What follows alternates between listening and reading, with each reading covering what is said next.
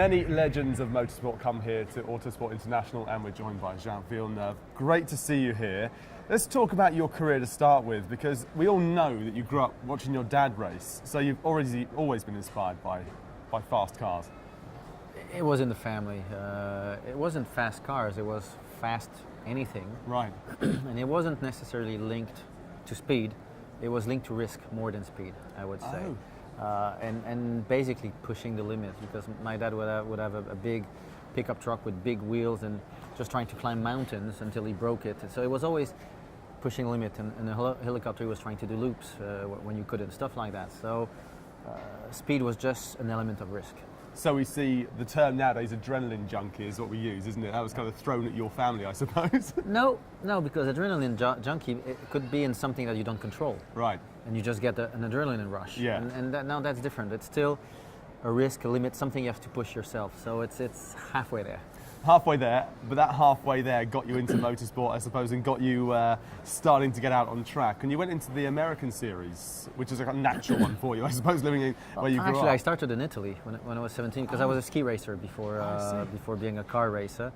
And I thought I was just going to keep racing in Europe and get to Formula One that way. But then I went to race for 1 year in Japan, and that opened the door to North America and to Indy, and to an Indy 500. So it wasn't the original plan, but it was perfect. Was Formula One always your end goal? Yes, it was. It was, because it is the pinnacle of racing. Absolutely, and then you obviously won it, so you reached the very, very top there in '97. But as I look back at IndyCar, because IndyCar with the Indianapolis 500, which you won, that's a very different form from Formula One, because you have the spotters out there to tell you what's going on. We didn't have spotters. Did you not have spotters back then? No, it didn't exist back then. You used mirrors like any other form of racing. So that's something that's changed. Okay. And in a way, spotters has made it a little bit more dangerous.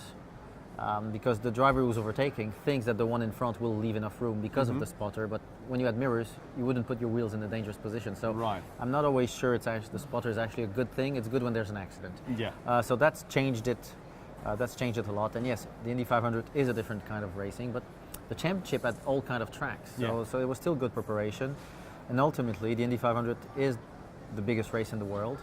And that kind of pressure is good preparation. Absolutely. And then you won the championships in '95, you moved across to F1 in '96. How did that opportunity, it's probably a very simple answer, but how did that opportunity present itself? Winning the 500, winning Indy, opened the door. It made Bernie Ecclestone interested, Frank Williams interested, to at least give me a test.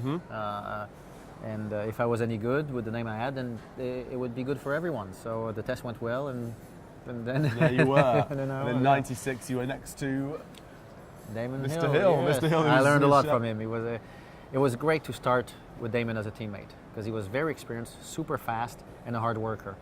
And I was a sponge in that year. Yeah, and the end of that season was very, very close between you and him, and the final race, of course, we know what happened there. But was that then the spur that made you go, I know I can get this, I just need one more? I knew all season. I knew even before getting into F1, to me it was natural. It was just natural course of things.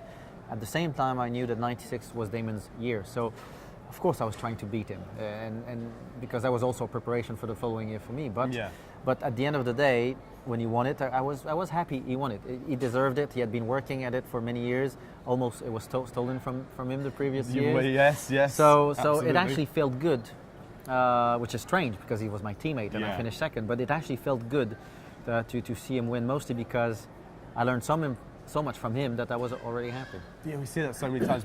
I remember watching the TV, screaming at the TV the year before, when we all know what happened, the reason Damon didn't win the title the year before. So when he won it, we were all really happy. And then you came in the following year and carried on a great tradition with the team to win it in '97.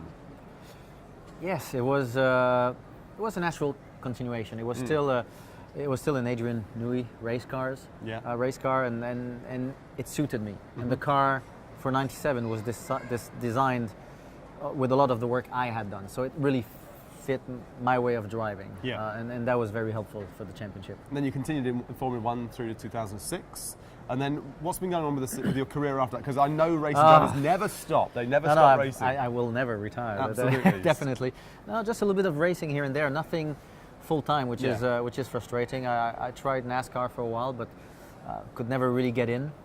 Only did a few races and some good races running at the front, but just couldn't get a full foot in, just half a foot, and couldn't open fully the door. So that's too bad, because that would have been very exciting. And we saw you Formula E as well, a little venture into Formula E there too. What do you think of the state of Formula E and how that's going to go? I'm not close enough to it to know where it's at. It's got good image because of what it is. Yeah.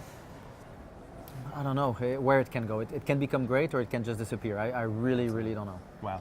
What about you then, coming to these sorts of events like Autosport International, meeting the fans?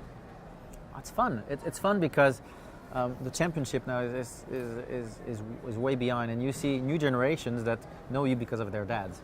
And there's probably more respect now, almost, than there was 10 years ago when I stopped F1. So I guess time helps that. So it makes it easier to mingle with the fans. It's crazy thinking it was 10 years ago. Where does that time go? Yeah, well, in 10 years I've been busy making babies, so that's why time flies. That's what it is.